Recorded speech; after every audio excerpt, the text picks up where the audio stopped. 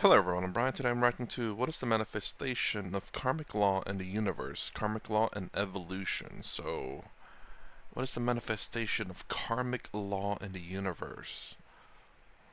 Well, karma is generally always, not always, but it's generally associated with cause and effect.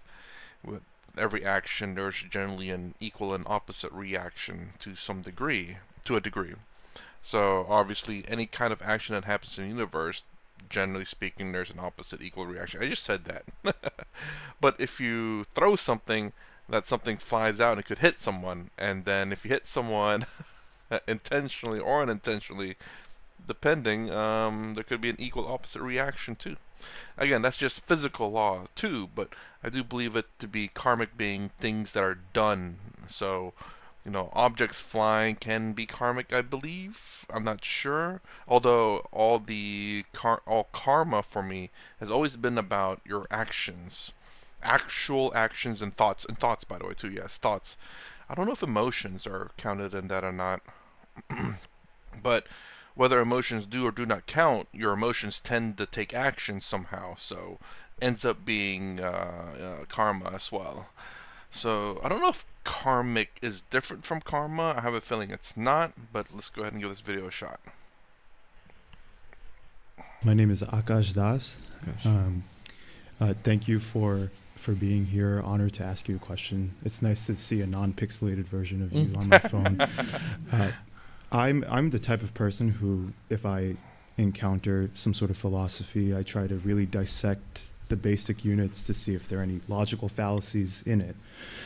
And I've been very invested in learning about karmic law and understanding how it manifests in all forms that we see here. And one thought that I had is, I think about the evolution of the Earth and living as single-cell organisms for billions of years and ultimately becoming complex multicellular organisms to everything we are today. It may be a bit of a childish question, but I was hoping to get some insight from you on how karma has manifested itself in such a way that gave rise to everything that we are and everything that we see.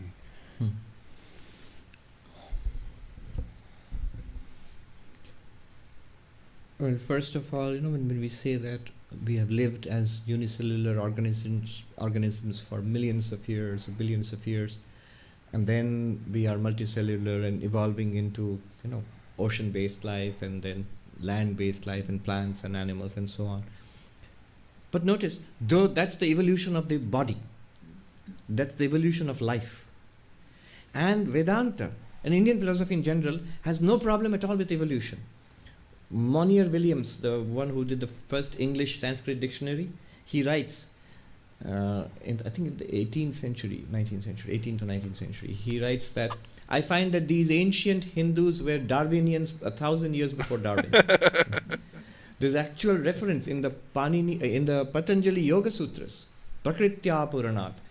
It is the infilling of nature, it says. Different bodies, different capacities evolve over time. Vivekananda says evolution of nature and manifestation of God. It's not that the Atman, Brahman or consciousness evolves. It's that he gives the example of a screen with a hole in it, a tear in it. If the tear becomes bigger and bigger, the more the background, what's behind it is revealed. It's not that what is behind it is expanding or becoming greater in any way. It's just the potential, what was potential is now being manifested more and more. So from the Sankhyan perspective, the Darwinian evolution in principle, of course I don't think the ancient Hindus knew in detail about modern evolutionary biology or anything, but in principle is no problem at all that nature evolves over millions and millions of years, but it just enables, but then what is this evolution of nature to consciousness, where it would differ from the materialistic perspective is. Materialistic perspective says that nature evolves, life comes along at a certain stage in the journey late, and then life evolves, living beings evolve, and then they evolve nervous systems and brains, and then those nervous systems and brains sort of epiphenomenon, they give rise to consciousness somehow. That's the general story we have learned. So, what's wrong with it? One thing that's wrong with it from consciousness perspective is that you are assuming that brains and nervous systems are giving rise to consciousness, that consciousness is an epiphenomenon. But what if it is not? You have to explain how a brain, a piece of matter, living matter, actually gives rise to first-person experiences. Nothing here gives rise to first-person experiences. As far as we know, this table, this microphone, even the most sophisticated computers, they do not have first-person experiences. Anybody asks, how do you know, Swami? Well, I said, ask the designers. Those who designed the computers. Have you designed for consciousness? They'll say, no, we have no idea what consciousness is or how to begin also.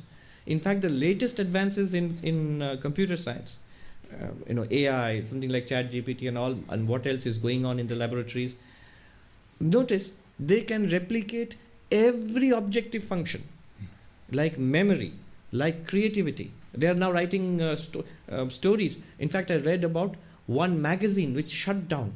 They are not accepting any more contributions because all the contributions are coming from AI now. ChatGPT is writing stories and contributing to the magazines now. And today I saw a news report that Amazon is facing a deluge of publications from AI. I mean, the AI itself is generating books, writing books and stories, and now human beings, we are not getting a chance to get in sideways also, because AI can generate thousands of stories in the time that one person can write one short story. So, creativity, decision making, actually acting in the world, like driving a car, the Google self-driven car and so on. All activities which we thought were the province of intelligent life, human beings, they are being done by AI, except one thing, which is consciousness. None of these systems, none of these computers, in spite of what they say, is it, that question they keep asking, is AI finally becoming sentient? That shows a great confusion about what consciousness is. Consciousness, basically the unique characteristic of consciousness is first-person experience. The ability to have this experience of pain, pleasure, joy, color, all of experience as such, as we all we are continuously experiencing it. It's great that the data of consciousness is ubiquitously, generally, universally available to everybody all the time. I mean, what is our life other than the data of consciousness? Our life is the data of consciousness. That is not Gibran, that's me. I just coined it. I do want to push back though, only because, again, at least as far as I know about Advaita Vedanta, is the fact that everything is consciousness. Everything is, plain and simple. Now, well, if my brain is gone, still have consciousness. Everything is consciousness, including AI. The only difference between AIs or robots and us is what we're made out of. What is memory other than just like your hard drive in your computer? What's our brain other than just like CPU? And you say, well, what about experiences? Well, whenever a computer has eyes, has the ability to act upon the world, it can learn. Look at a baby, for example. It literally has no information. It's stuffing everything into its mouth, whether it's good or bad. We have to teach the baby, the child, as it grows older, what you should and shouldn't do. Same thing with AI, especially when it's new. I mean, and the thing about AI is the fact that it can learn so quickly. That doesn't necessarily make it. It makes it inhuman for sure, because no human can learn. I don't know if there is a human out there, the exception of exceptions of humans that can learn super quick. But generally speaking, no human can learn that quick. Can pick up that information because, obviously you can copy a whole bunch of information from websites and download a whole bunch of audiobooks or like what computer programming books. I have a few of them, and you can keep them in in your hard drive. Massive amount of books, very little tiny amount of space, and the CPU can pull those up and read them super quickly. As a matter of fact, can summarize it and everything. I believe some of the AI on your phone can already do that. Summarize like web pages, get the pertinent information. I believe some people who have tried that, they said it was pretty good. So clearly it knows what information to look for and to pull forward that's very relevant to what you need. So it's already kind of there. And I was going to say another thing is I noticed that there were some AI in like like booking, like plane booking and stuff, and hotel booking. I'm like, uh oh. And then I think in a fast food restaurant they had an AI take the first order from a human. It's kind of we're getting to that point. It's getting. I mean, it could be like 100 years from now, but still, it's like right there. But again, that's the reason why I kind of want to push. I want to ask so badly. I really do, because again, you look at this human flesh and body. I'm sure once technology advances so far, you can mass produce like a human body, no problem. The brain, no problem. But you say, what about consciousness? Well, isn't the body made? Isn't the body consciousness? Because I do believe Sadhguru said even whenever you're in deep sleep, you're still conscious. It's just a matter of what you're aware of, I think. I mean, your body's asleep, but you're conscious. And consciousness pervades through all things. So therefore, a robot would be conscious. As much as a rock is, I suppose. And as much as we are. Anyways. Our life is the data of consciousness. And Darwinian biology, neuroscience, it cannot explain it. How from the functioning of living cells in the brain and the nervous system, you're suddenly having first-person inner experience. Everything else can be duplicated. So karma, basically karma is nothing but cause and effect. You can take it as, evolution can be taken as one instance of karma.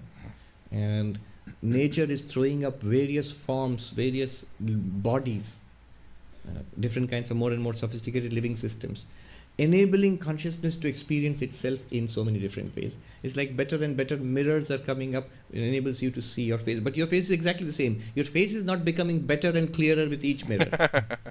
It's exactly the same. But the mirrors are reflecting you better and better. And that's what natural evolution does. So this is from the Sankhyan paradigm, where consciousness is a separate reality and all of material nature is a separate reality, and karma works in material nature. But they are not entirely separate. Consciousness and material nature interact. And the interaction of material nature and consciousness is us, is all sentient beings. There is the material nature, the body, even the mind, according to Vedanta, Sankhya, is part of material nature. It's a machine.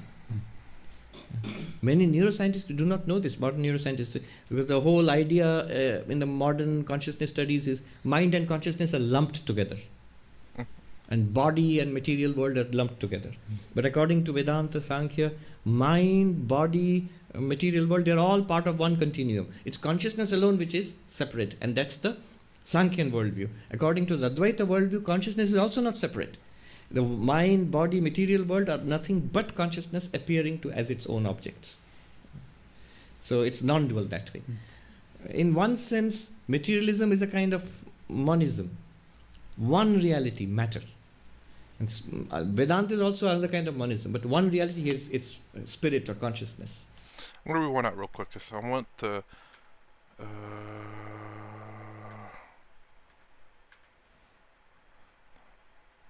The mind, body, material world are nothing but consciousness appearing as its own object. The thing is, though, is that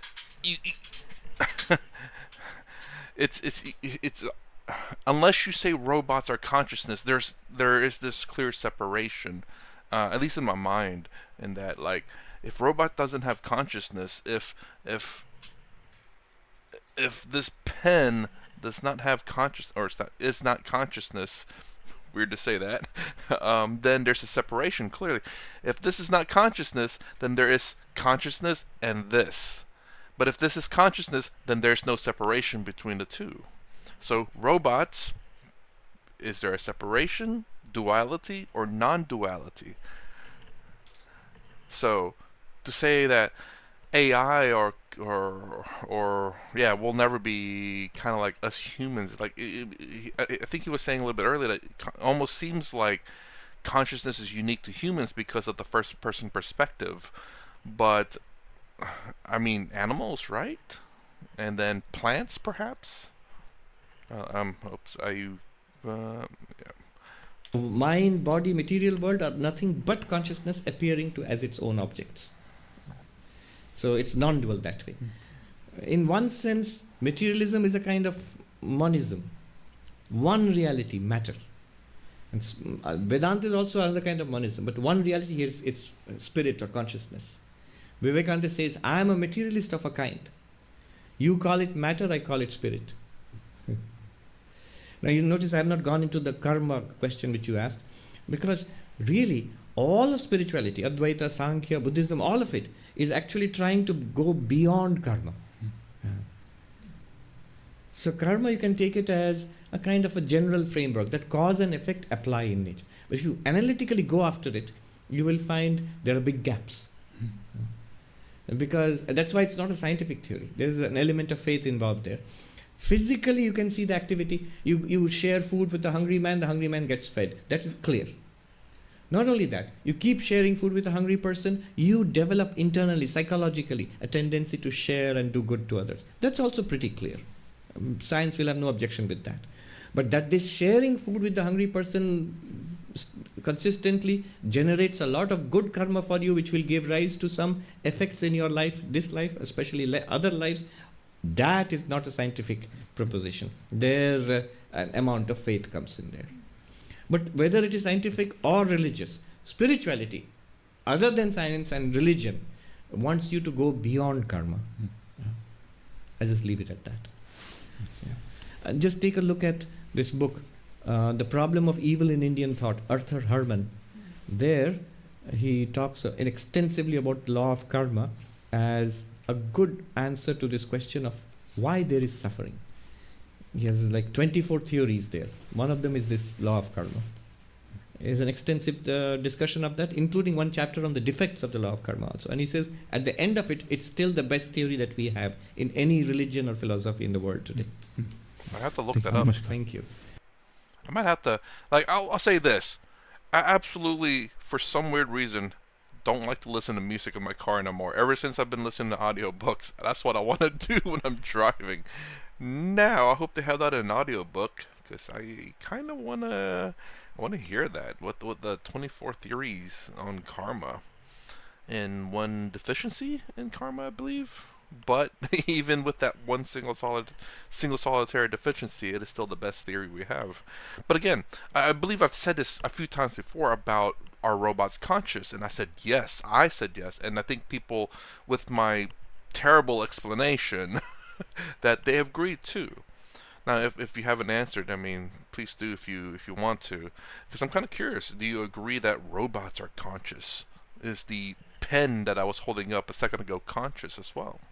Well, it may not be able to interact or do anything or record data on its own, but it's still conscious. Because it is conscious. Yes. And this is the thing that I want to kind of push back on. Like, let me see if I can find that part. Oh, here it is. Yeah. Wow, I clicked on that pretty good. Okay. If it is not, you have to explain how a piece of matter, living matter, actually gives rise to first-person experiences. Nothing here gives rise to first-person experiences.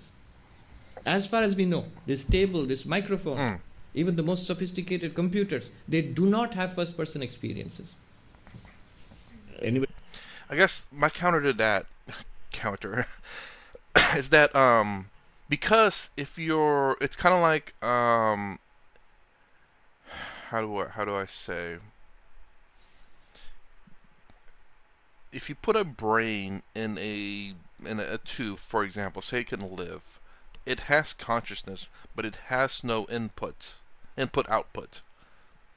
It has no way of experiencing the world because it has no hands, it has no nose, no tongue, no eyes, no ears, no skin. So it cannot touch, smell, taste, hear, see. I think that's all five, right?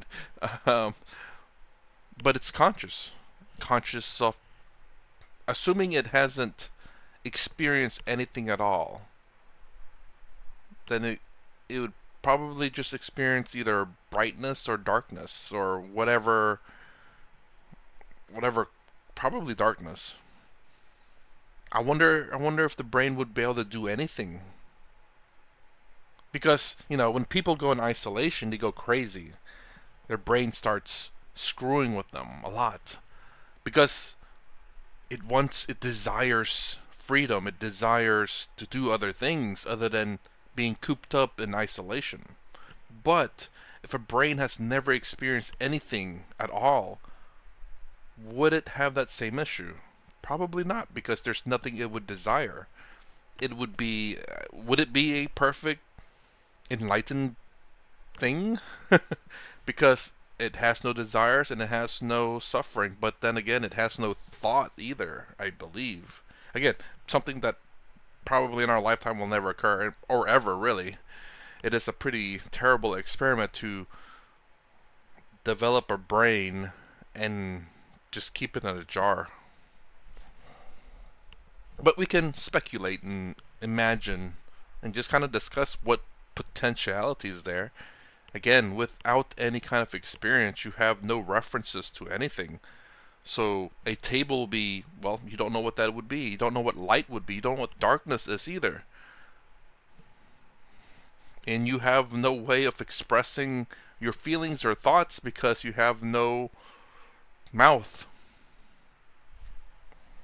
Nor would you know what language is. But anyways, um, like if I were, I guess if I were to, would that be a good way to? Hmm, I don't think that would be a good rebuttal or anything like that. But again, my argument is the sure fact that this anything I guess this would sound true. Anything in the material world can be replicated in the material world, obviously. Well, I say obviously, but I mean it would make sense. We can't replicate humans yet. We did clone a sheep, I believe, but say from scratch, without the egg or the sperm. Just just a test tube, and then starts 3D printing a human. I'm sure that's very plausible because our bodies can do it. It's just that our technology is not up to par to be able to do that.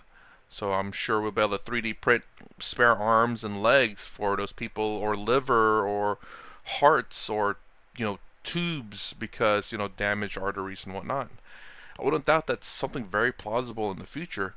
If it can be created in the material realm, it can be created, if you know what I mean. So again, like I said, a brain is created by our bodies, DNA. And once our technology becomes, very great, I'm sure it can recreate a brain, probably. At the very least, maybe a heart, legs, limbs, and etc. But anyways, so with that being said, that everything in the material realm can be created, um, then an entire human body can be created as well. And then, and would we say if that, let's just say we 3D printed a human body, would we say that's a conscious being? It is 3D printed. It's weird to say that. It's 3D printed and has no life experiences. It's a full grown adult size, 5 whatever. It would be a baby. It would be, it would struggle with its vocal cords because it doesn't know how to speak. Well, at least with a baby, it's trying to develop it.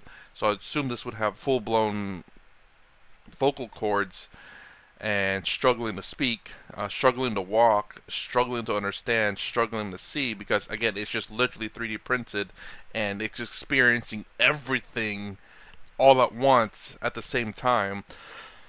Whereas a baby, even though it's a baby, it's able to experience some things, but not all at the same time necessarily. It can hear but not understand. It can see, but it's very blurry or too bright. And then as it gets older, it slowly understands the experience that the baby is experiencing. Whereas this fully developed human, it's nope, 100% all the time, trying to comprehend everything. But anyways, would we consider it conscious? A 3D printed human, would it be conscious? I would argue yes. And if that is true, then the same has to be true for the computer. But anyways, the sheer fact that we just can simplify the question is everything consciousness? If that is so, then therefore it is conscious, right? Even as something simple as a cell phone or a pen, because it is made out of consciousness, therefore it is consciousness. I believe. Let me know if I'm wrong. So anyways, good lord. Hey, you really went on a ramble there. That's my reaction to it. What if the manifestation of karmic law in the universe? If you like my content, please consider subscribing, thumbs up, the sound down below. Thanks for watching. I'll see you in the next vid.